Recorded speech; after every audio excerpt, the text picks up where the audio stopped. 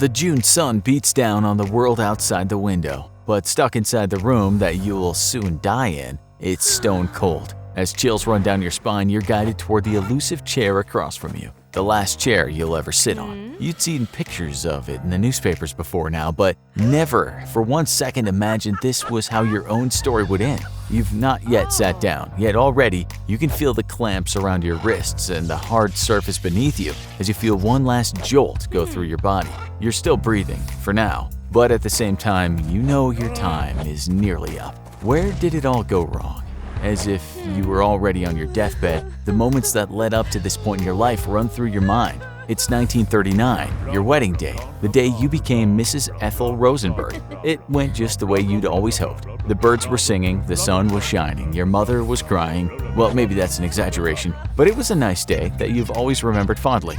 Do you, Ethel Greenglass, take Julius Rosenberg to be your lawful wedded husband? Yes, I do. Together, you and Julius were always the quintessential American couple. Both American through and through, you married at the ripe ages of 21 and 24. He was an engineer, you a secretary. In the years that followed the marriage, you'd go on to form the perfect nuclear family. House, 2 kids, dog. Well, not the dog, but you know what I mean. Nobody who knew you back then would have ever guessed that you'd end up where you are now, the first U.S. citizens to face execution for spying during peacetime. But there were a few subtle differences that marked you apart from other couples your age. Instead of meeting at college, a bar, or a burger house, you met your husband through your joint involvement with the Young Communist League. That's right, instead of your bonding over rock music or independent film or whatever it is normal people do, you fell for your husband through a mutual appreciation of Marxism.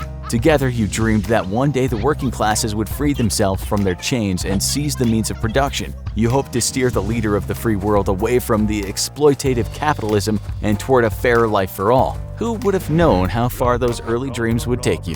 Having such ideas wasn't completely unheard of at the time. The Young Communist League USA was established shortly after the revolution in Russia and saw a rise in popularity after the Great Depression. Many people were looking for a solution and thought the answer might be communism. Maybe it was just youthful idealism. Only things escalated more than you'd originally anticipated. Your husband, Julius, worked as an engineer inspector in the Army Signal Corps Engineering Laboratories, giving him first-hand knowledge of America's development of the atomic bomb, including some top-secret information. The Soviets were always on the lookout for potential spies from the U.S., and as a keen communist with a useful work position, Julius was an obvious choice. At first, he didn't tell you what was going on, but you began to suspect something was up. He started spending more time alone in his room or away for mysterious meetings. Eventually, you found out the truth. He'd been contacted by the NKVD, the Russian secret police. He told you in whispers and hushed tones, your stomach filled with butterflies, and your mind started to wander, sick at the possibilities of what would lie in store. But at the same time, you knew this was your chance to make your mark, to change the world for the better and for the greater good. You'd do whatever it took to help Julius. Julius would pass on information about weapons, designs, and testing he came across in his work to the Soviets. Putting your experience as a secretary to good use, your role involved typing up documents. You weren't involved in gathering or sending the information, but you knew what was going on each step of the way. At times, when you thought about what was going on, it scared you. Yet at the same time, it felt like your purpose in the world.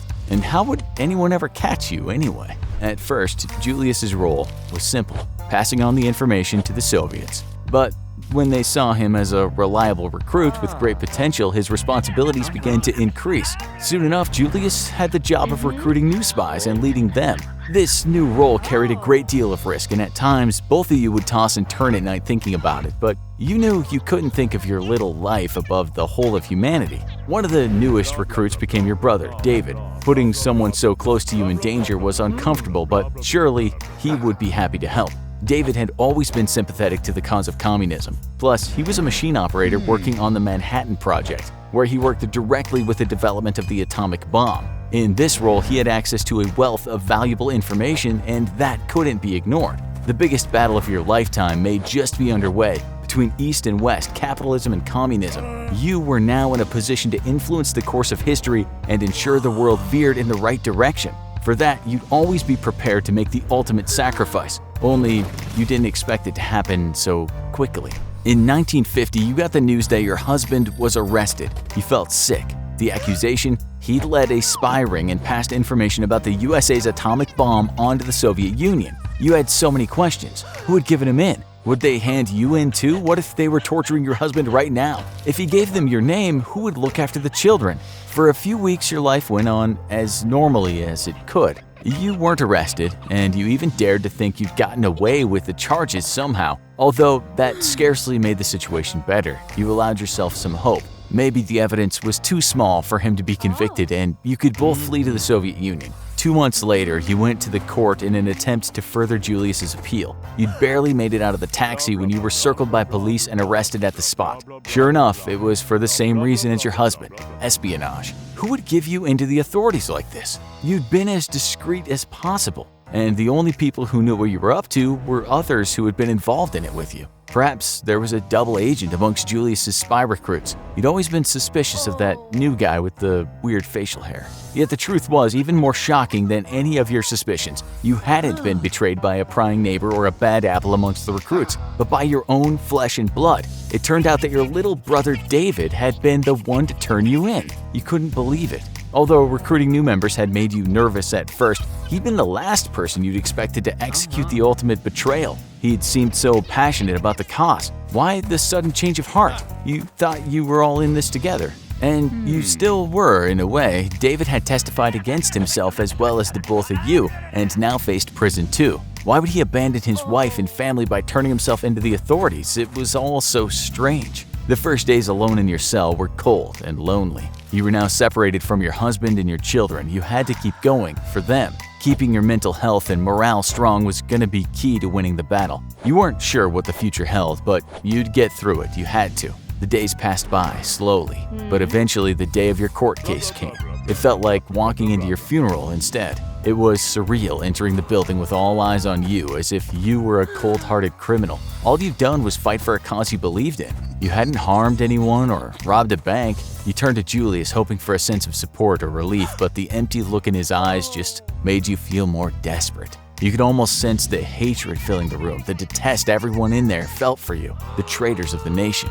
The judge had been given 2 choices for you and your husband: 30 years imprisonment or execution. Neither gave you much hope. It killed you knowing that you wouldn't be able to care for your children no matter what the outcome. Yet you did want to live. Many expected that your husband would be executed while you would be imprisoned, yet you still had some hope you'd both be let off. The hardest part was watching your brother, who you'd grown up with and loved all your life, testify against you in front of all those strangers. He couldn't even look you in the eye. Also helping to prosecute you was Roy Cohn, a prominent lawyer who had played a key role in leading the witch hunts against communists. As you listened to the evidence against both you, it was far from crystal clear. One person's word against another, you or your brother. Even if they chose to prosecute you in spite of this just to prove their point, surely they wouldn't deem you worthy of death. You no longer wanted to live for yourself at this point, not knowing your brother had betrayed you and killed your husband, but you felt a duty to carry on for your children.